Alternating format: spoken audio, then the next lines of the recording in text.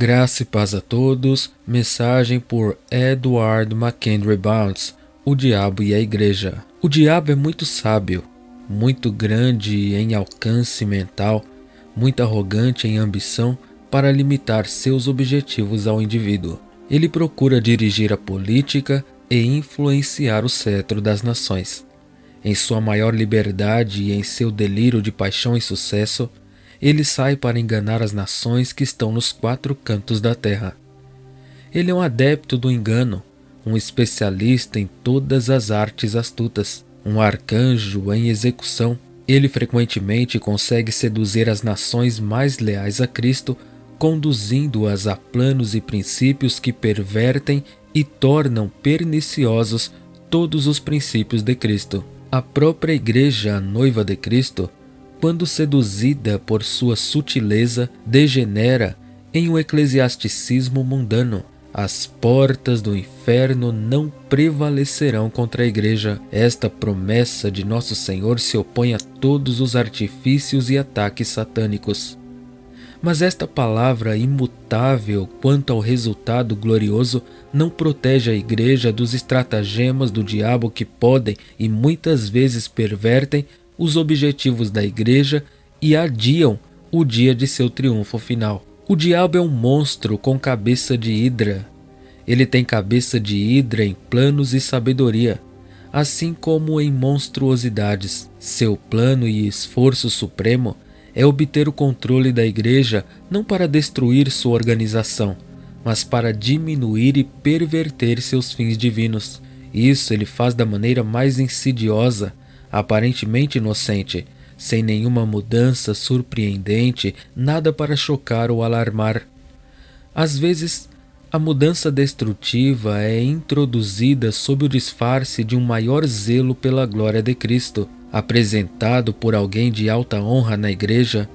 Muitas vezes ocorre que o defensor dessas medidas é totalmente ignorante do fato de que a tendência é subversiva. Um dos esquemas de Satanás para rebaixar e perverter é estabelecer uma estimativa errada da força da Igreja. Se ele pode levantar falsas medidas do poder da Igreja, se ele pode pressionar o material para frente, se ele pode tabular essas forças de modo a torná-las imponentes e agregadas em comandos, influência e demanda, ele garantiu seu fim, ou objetivo. Na economia mosaica, evitava-se a subversão dos fins da Igreja e a substituição das forças materiais. Seus reis foram advertidos contra o acúmulo, desfile e confiança nas forças materiais. Foi na violação desta lei que Davi pecou quando cedeu à tentação de Satanás de numerar o povo. Para isso, a terceira tentação de Nosso Senhor foi direcionada. Em medida, tal tentação pela qual o diabo tentou Jesus pretendia subverter os fins de seu reino, substituindo os elementos materiais de força pelo espiritual. Este é um dos métodos mais insidiosos e bem-sucedidos do diabo para enganar, desviar e depravar. Ele organiza e exibe os resultados materiais mais envolventes, elogia o poder das forças civilizadoras e faz com que suas glórias e poder passem em revista, até que os líderes da Igreja fiquem deslumbrados e enredados, e a Igreja se torne totalmente mundana enquanto se vangloria de sua espiritualidade. Nenhum enganador é tão habilidoso no comércio diabólico do engano quanto Satanás. Como um anjo de luz, ele conduz uma alma à morte. Confundir os elementos da força da Igreja é confundir o caráter da Igreja e também mudar seu caráter em todos os seus esforços e objetivos. A força da Igreja reside na sua piedade. Tudo mais é incidental. Mas na linguagem mundana e popular de hoje, uma igreja é chamada de forte quando seu número de membros é grande, quando tem posição social e grandes recursos financeiros. A igreja é considerada bem-sucedida quando habilidade, erudição e eloquência enchem o púlpito e quando os bancos são preenchidos por moda, inteligência, dinheiro e influência. Uma estimativa desse tipo é mundana em toda a extensão. A igreja que assim define sua força está no caminho da apostasia. A força da igreja não consiste em nenhuma ou todas essas coisas. A fé, a santidade e o zelo da igreja são os elementos do seu poder. A força da igreja não consiste em seus números e dinheiro, mas na santidade de seus membros. A força da igreja não é encontrada nesses apegos ou investiduras mundanas, mas na investidura do Espírito Santo em seus membros.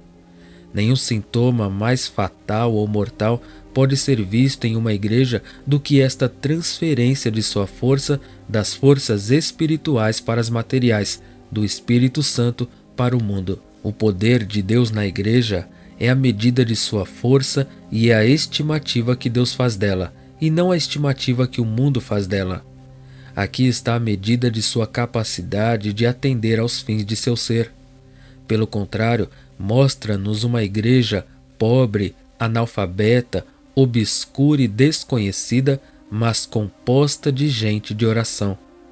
Eles podem não ser homens sem habilidade mundana, riqueza ou influência. Podem ser famílias que não sabem em uma semana onde vão buscar o pão para a semana seguinte, mas com eles está o esconderijo do poder de Deus, e sua influência será sentida por toda a eternidade, e sua luz brilha e eles são observados. Onde quer que vão, há uma fonte de luz, e Cristo neles é glorificado e seu reino avançado. Eles são seus vasos de salvação escolhidos e seus luminares para refletir sua luz. Há sinais inconfundíveis e de extrema importância em todos os lugares de que o protestantismo foi cegado e apanhado pelo brilho ofuscante de Satanás. Estamos sendo seriamente afetados pelo progresso material da época. Nós ouvimos tanto sobre isso e contemplamos isso por tanto tempo que as coisas espirituais são inofensivas para nós. As visões espirituais não têm forma nem beleza para nós. Tudo deve assumir as cores ricas, o crescimento luxuriante e a aparência magnífica do material, ou então é miserável. Esta é a condição mais perigosa que a igreja deve cumprir quando os frutos mansos e humildes da piedade devem ser descontados pelas coisas vistosas e mundanas com as quais o sucesso material lota a igreja. Não devemos ceder ao dilúvio. Não devemos nem por um momento, nem por uma centésima parte de uma polegada, dar lugar ao mundo. A piedade deve ser enfatizada em todos os sentidos e em todos os pontos. A igreja deve ser levada a ver e sentir essa ilusão e armadilha, essa transferência de sua força de Deus para o mundo, essa rejeição do Espírito Santo pela dotação de força e poder e essa submissão a Satanás. A igreja está cada vez mais inclinada não apenas a desconsiderar, mas a desprezar os elementos de força espiritual e colocá-los de lado para os mundanos mais impressionantes. Nós fomos e estamos nos educando para considerar como elementos da prosperidade da igreja apenas aqueles itens que aparecem em uma coluna estatística e que impressionam uma época entregue a fatos e números mundanos. E como as condições e ganhos espirituais mais vitais não podem ser reduzidos a números, eles são deixados de fora da coluna e de seus agregados, e depois de um tempo não serão mais notados nem estimados. Se não pararmos e mudarmos nossos métodos, toda a estimativa da força de uma igreja será extremamente mundana. Por mais imponentes que sejam nossos resultados materiais, por mais magnífico e próspero que pareça o braço secular da igreja, devemos ir mais fundo do que isso por sua força. Devemos proclamá-lo, iterá-lo e reiterá-lo com maior ênfase. Estas podem ser apenas as ilusões douradas que confundimos com as verdadeiras riquezas.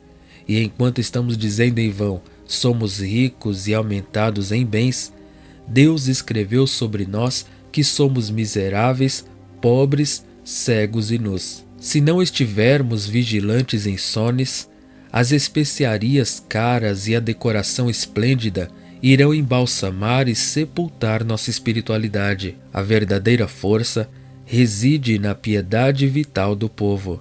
O agregado da santidade pessoal dos membros de cada igreja é a única medida verdadeira de força. Qualquer outro teste ofende a Deus, desonra a Cristo, entristece o Espírito Santo e degrada a religião.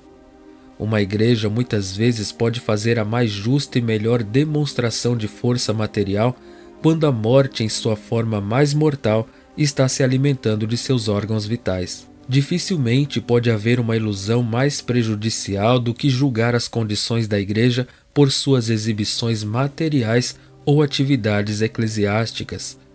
A esterilidade espiritual e a podridão na igreja são geralmente escondidas por um belo exterior e um desfile intrusivo de folhas e um crescimento exótico. Uma igreja espiritual converte almas do pecado de forma profunda, clara e completa. Essa espiritualidade não é uma peça secundária.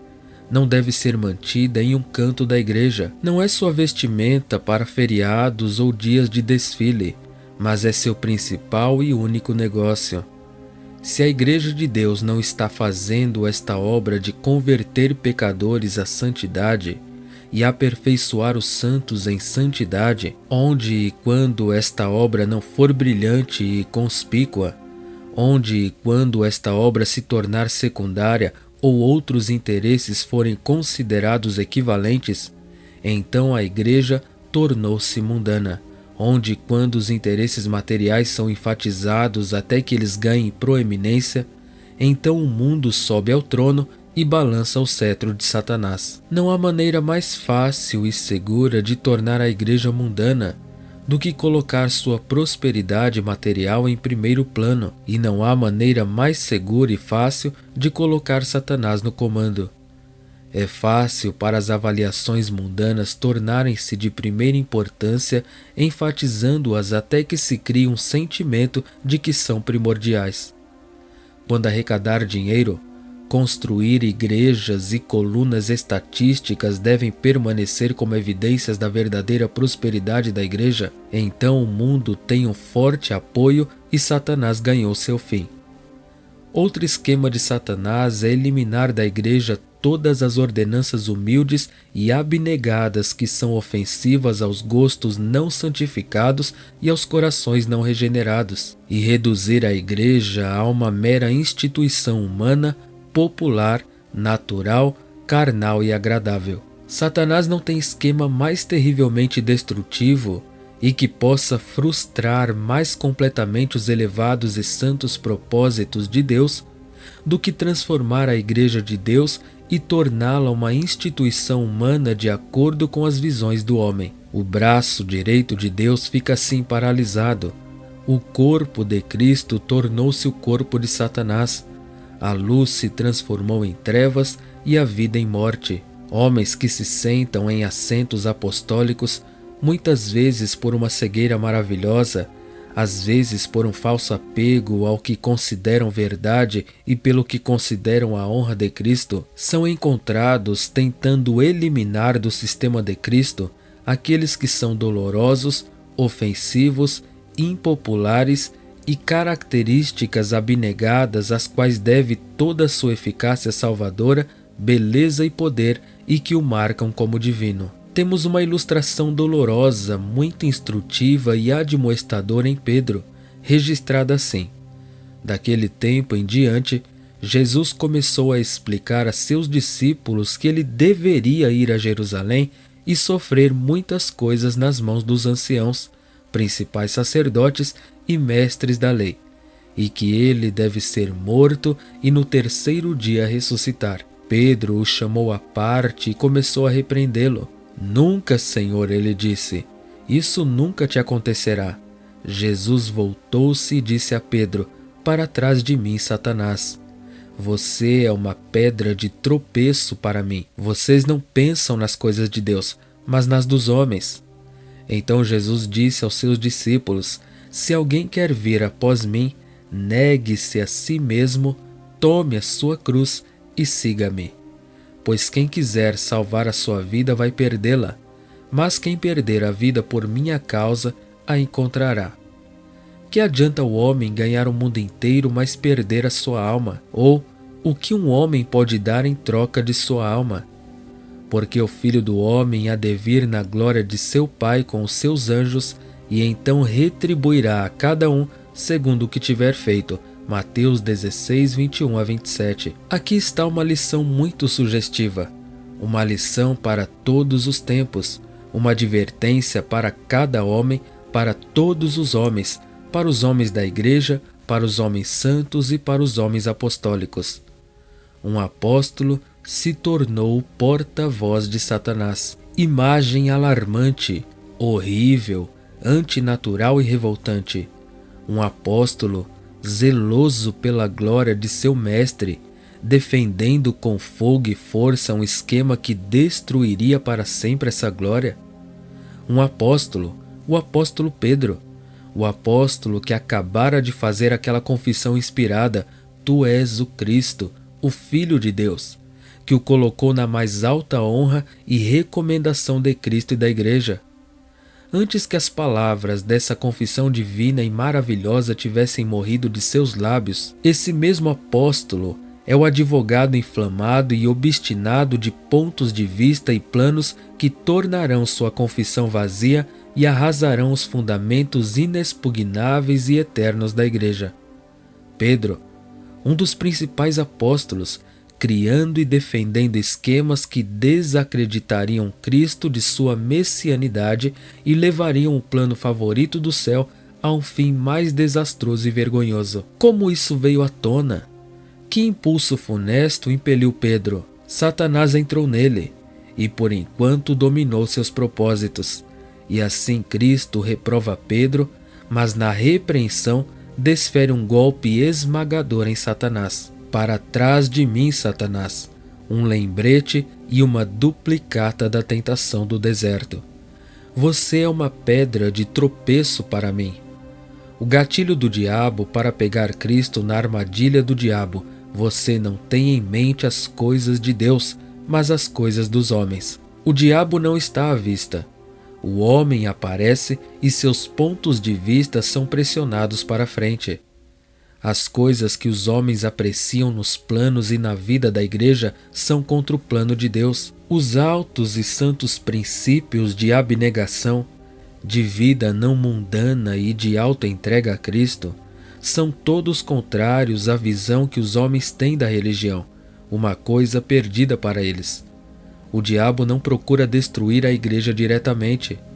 As visões dos homens eliminariam todos esses princípios impopulares da cruz, abnegação, rendição da vida e rendição do mundo. Mas quando isso é feito, o diabo dirige a igreja. Então torna-se popular, alegre, agradável, moderno e progressivo. Mas é a igreja do diabo, fundada em princípios que agradam de todas as formas à carne e ao sangue. Nenhum Cristo está nele, nenhuma crucificação de si mesmo, nenhuma crucificação do mundo, nenhum julgamento eterno, nenhum inferno eterno, nenhum céu eterno. Nada há nele que tenha o sabor de Deus, mas tudo que tem o sabor dos homens. O homem faz a igreja do diabo, entregando a igreja de Cristo aos líderes mundanos. O mundo é buscado e ganho na igreja do diabo, mas o homem, a alma, o céu, estão todos perdidos, perdidos por toda a eternidade. O cerne dessa apostasia vergonhosa, esse destronamento de Cristo e entronização do diabo, é remover o Espírito Santo de sua liderança na igreja e colocar homens não espirituais como líderes para planejar e dirigir a igreja. As mãos fortes de homens de grande habilidade e homens com poderes de liderança muitas vezes deslocaram a liderança de Deus. A ambição e a entronização da liderança mundana é a condenação e o selo da apostasia. Não há verdadeira liderança na igreja de Deus, mas a liderança do Espírito Santo. O homem que tem mais do Espírito de Deus é o líder escolhido por Deus, ambicioso e zeloso pela soberania do Espírito, ambicioso de ser o menor, o escravo de todos. Existem duas maneiras de dirigir a igreja, a maneira de Deus e a maneira do diabo. A maneira de Deus e a maneira do homem de administrar a igreja são totalmente opostas. os planos sábios do homem, os expedientes felizes e as soluções fáceis são artimanhas de Satanás. A cruz é retirada e o mundo entra. A abnegação é eliminada e tudo parece brilhante, alegre e próspero. Mas a mão de Satanás está na arca. Os esquemas dos homens prevalecem. A igreja falha sob esses atraentes artifícios dos homens e a falência espiritual da igreja é completa.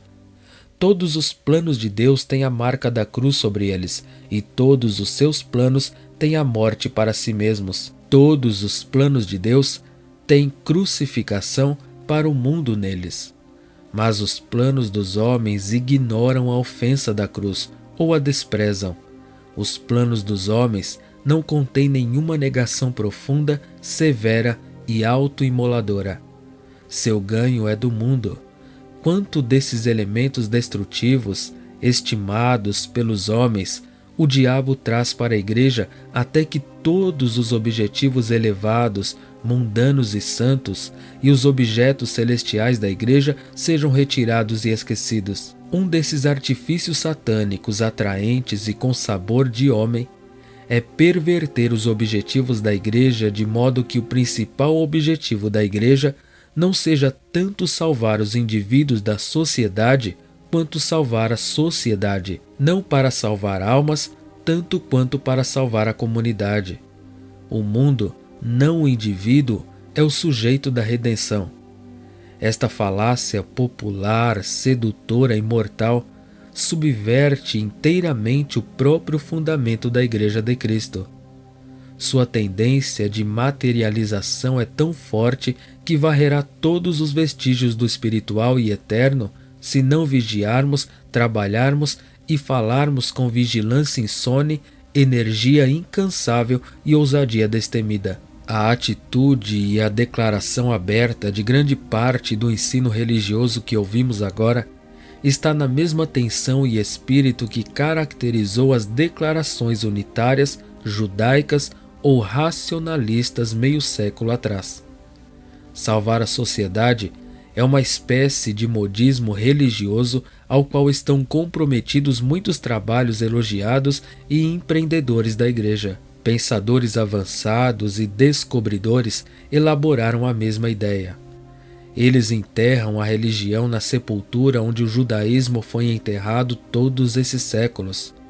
A frase "para salvar o mundo" soa pomposa e é apelar para a carne e o sangue para que a igreja se aplique a melhorar o ambiente temporal do indivíduo e melhorar suas condições sanitárias, para diminuir os maus cheiros que chegam ao seu nariz, para diminuir as bactérias em sua água e colocar granito na calçada para ele andar em vez de madeira ou tijolo. Tudo isso soa bem e concorda bem com uma idade material e torna-se prático na operação e evidente e imponente nos resultados. Mas isso concorda com a dignidade sublime e o objetivo essencial da igreja? Precisamos de alguma igreja para garantir esses fins? Vereadores de talento comum, um comissário de rua eficiente e a vigilância comum do policial comum garantirão esses resultados da melhor maneira possível. Não precisa de nenhuma igreja, nem Bíblia, nem Cristo, nem santidade pessoal para garantir esses fins.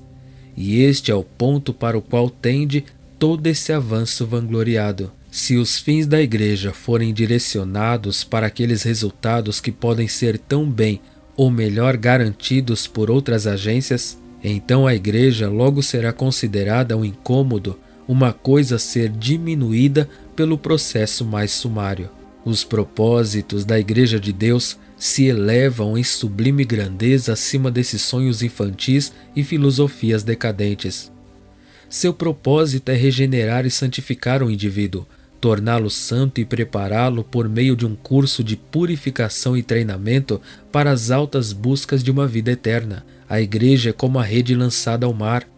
O objetivo não é mudar o mar, tanto quanto pegar os peixes do mar. Deixe o mar rolar em sua natureza essencial, mas a rede pega seus peixes. Nenhum tolo maior jamais seria encontrado do que os pescadores que estavam gastando toda a sua força tentando, por meio de algum processo químico, mudar os elementos essenciais do mar, esperando em vão melhorar o estoque de peixes que eles não tinham e nunca poderiam pescar.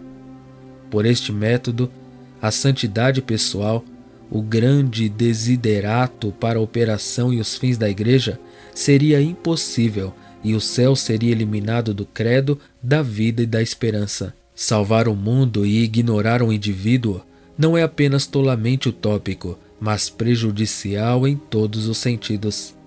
É o processo justo e louvável no nome para salvar o mundo, mas em resultados é perder a igreja, ou, o que equivale ao mesmo, tornar a igreja mundana, e assim incapacitá-la para sua santa e sublime missão. Cristo disse que ganhar o mundo e salvar o homem são fins antagônicos. Cristo ensina a Pedro que seu artifício satânico ganharia o mundo para a igreja, mas perderia a alma. Tudo pareceria econômico para a causa mundana, quando na realidade tudo era morte. A igreja é distinta, proeminente e absolutamente uma instituição espiritual. Isto é, uma instituição criada, vitalizada, possuída e dirigida pelo Espírito de Deus. Seu maquinário, ritos, formas, serviços e oficiais não têm beleza, nem pertinência, nem poder, exceto como canais do Espírito Santo. É sua habitação e inspiração que fazem seu ser divino e asseguram seu fim divino. Se o diabo pode, por qualquer método, excluir o Espírito Santo da igreja, ele efetivamente impediu a igreja de ser a igreja de Deus na terra. Ele consegue isso retirando da igreja as agências ou agentes que o Espírito Santo usa e os substitui pelo natural, que raramente ou nunca são o meio de seu poder. A igreja pode ter um pregador santo, um homem de grande oração, de grande graça, cheio do Espírito. Mas se Satanás pode, por qualquer método, retirá-lo e colocar um homem sem oração, plausível, eloquente e popular, a igreja pode parecer ter ganho, mas ganhou pela substituição de forças naturais por espirituais, um ganho que inconscientemente revolucionou a igreja. Imagine uma igreja com a liderança de homens santos, não altamente cultos, mas bem versados nas coisas profundas de Deus e fortes na devoção a Cristo e sua causa, não ricos nem de alta posição social. Agora, troque esses oficiais e coloque homens que são totalmente decentes em moralidade, mas não dados ou notados por oração e piedade, homens de alta posição social e financistas, e a igreja mal percebe a mudança, exceto uma melhora acentuada nas finanças. Mas uma mudança invisível e poderosa ocorreu na igreja, que é radical. Ela mudou de uma igreja espiritual para uma mundana. A mudança do meio-dia para a meia-noite não é mais extrema do que isso. Neste ponto, Satanás está fazendo seu trabalho mais mortal e condenável. O mais mortal e condenável porque é despercebido, invisível, não produzindo nenhum choque e excitando nenhum alarme. Não é por maldade aberta e conspícua que Satanás perverte a igreja, mas por deslocamento silencioso e por substituição despercebida. O espiritual dá lugar ao social, e o divino é eliminado porque se torna secundário. A perversão e subversão da igreja é assegurada por Satanás quando as forças espirituais são retiradas ou subordinadas ao natural, e entretenimento social e não a edificação se torna o fim. Este processo envolve não apenas os objetivos e finalidades do entretenimento, mas tem a intenção de suavizar e modificar o objetivo distintamente espiritual e ampliar o que é considerado a rígida exclusividade da estreiteza espiritual. Mas no final elimina tudo o que é distintamente espiritual, e aquilo que é profundamente religioso em qualquer sentido não sobreviverá à morte do espiritual. A edificação como fim da Igreja de Deus é totalmente perdida de vista, e o entretenimento, aquilo que é agradável e prazeroso, vem à tona. O social, as forças, não apenas aposentam as forças espirituais, mas as destroem efetivamente. Uma igreja moderna, com sua cozinha e sala de jantar, com seu clube e ginásio e com seus ministérios para a carne e para o mundo, é atraente e alarmante. Quão sugestivo é o contraste que apresenta entre as agências que a igreja primitiva originou e promoveu como conservadora de seus princípios e expressão de sua vida, e aquelas que a igreja moderna e progressista apresenta como suas aliadas ou substitutas. As instituições originais eram totalmente espirituais, calculadas para fortalecer e cultivar todos os elementos que se combinam para fazer uma experiência profunda e clara de Deus. Eles eram escolas de treinamento para a vida espiritual como fim principal. Eles nunca se demoraram nas regiões do estético e do mundano. Eles não nutriam nenhum gosto ou inclinação que não fosse espiritual e que não ministrasse ao avanço da alma nas coisas divinas. Eles tinham como certo que todos os que vinham a eles realmente desejavam fugir da ira vindoura e desejavam sinceramente a semelhança de Cristo, e que sua obrigação de fornecer a eles os melhores auxílios era do tipo mais sagrado e exigente. Nunca lhes ocorreu que esportes ou eventos sociais eram canais pelos quais a graça de Deus fluiria e poderia ser aplicada como tributo para usos espirituais. Esses eventos sociais e carnais são considerados em muitos lugares como a perfeição das coisas espirituais. Essas agências são arranjadas como fruto maduro da piedade espiritual, temperadas e aperfeiçoadas por sua cultura e progresso, e doravante ordenadas como servas da reunião de oração e pregação. Nós nos opomos seriamente ao sindicato. O que eles têm em comum? Como de fato dois podem andar juntos a menos que estejam de acordo? Que elementos de piedade são conservados por eventos sociais e entretenimento? Que fases da vida espiritual eles promovem? Por qual característica do ginásio a fé é revigorada? Onde você encontra nele quaisquer elementos que sejam distintamente piedosos ou que auxiliem a piedade? Como os eventos sociais produzem uma vida mais devota e santa? Que fonte secreta tem entretenimento para aproximar a alma de Deus? Onde ela forma ou fortalece os laços de uma comunhão cristã? Não é frívolo e mundano? Não é sensual e carnal? Não atende e se adapta aos gostos carnais, superficiais e mundanos? Que unidade de propósito e espírito existe entre o ginásio e o testemunho de Cristo? Um é intensamente espiritual, o outro não tem nenhum jota ou tio de uso espiritual. Podemos também acrescentar à lista de ajudantes celestiais o rink de patinação, a ginástica e o ginásio. Se os jovens desejam frequentar uma academia, desfrutar de um evento social ou se divertir, deixe-os fazê-lo, mas não os engane e degrade a piedade chamando essas coisas de instituições sagradas e nutridoras da vida espiritual. Disfarce-o como pudermos, raciocinar sobre isso como quisermos, desculpe-se por isso como nós podemos filosofar em vão sobre crescimento, mudança e cultura.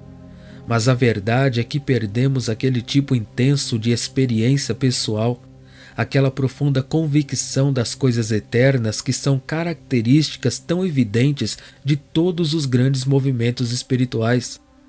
Muitos pregadores e pessoas caíram tão baixo em sua experiência que não apreciam essas agências espirituais distintas e fortemente, e estão inventando esquemas e instituições para satisfazer seus gostos não espirituais com esquemas que estão no meio do caminho entre Cristo e o mundo, que, embora não sejam essencialmente errados, não possuem um grão de poder espiritual e nunca podem ser os canais da graça celestial. Disse que não podemos levar as pessoas a frequentar os meios de graça distintamente espirituais. Qual é o problema? As instituições estão desgastadas e sem valor para a alma humilde e piedosa? Quem ousará afirmar isso? Os gostos do povo são vis e pervertidos. Devemos então mudar as agências para atender a seus apetites não santificados? Não. Aumentemos o apetite pelas coisas espirituais e corrijamos e elevemos os gostos de nosso povo. Deixe a revolução começar com o pregador, que ele lute com Deus até que seu voto de ordenação se torne vitalizado, para que todos possam sentir a pressão de seu objetivo, o ardor de seu zelo, sua unicidade de propósito e a santidade e elevação de sua vida, e até que o povo pegue o fogo e propósito de seu coração e todos avancem para a semelhança de Cristo. Sob este impulso divino, poderoso e unido, o entretenimento e a reunião social serão esquecidos e se tornarão obsoletos, e todas as assembleias santas serão atraentes e deleitarão alguns. A igreja não pode confederar com agências não espirituais. Ao fazer isso, ela descarta o Espírito Santo. Ela não pode ser a fornecedora de desejos não santificados. Tampouco é sua província cair na miserável tarefa de entreter as pessoas. Este é seu erro mais triste, quando suas assembleias solenes são entregues ao concerto e social. Seu louvor é transformado em música mundana, suas salas de aula são transformadas em salões, suas reuniões sociais tornam-se mais populares do que suas reuniões de oração. A casa de Deus torna-se uma casa de festa e alegria social em vez de uma casa de oração. A unidade do Espírito e a Santa Irmandade são deslocadas e destruídas para dar lugar a afinidades sociais e atrações mundanas. Seu alto e real dever, aquele pelo qual ela mantém sua imaculada fidelidade a seu Senhor, é enfatizar a santidade e fornecer todos os meios para seu avanço e crescimento. Feito isso, o caráter espiritual e as afinidades ordenarão todo o resto. Amém.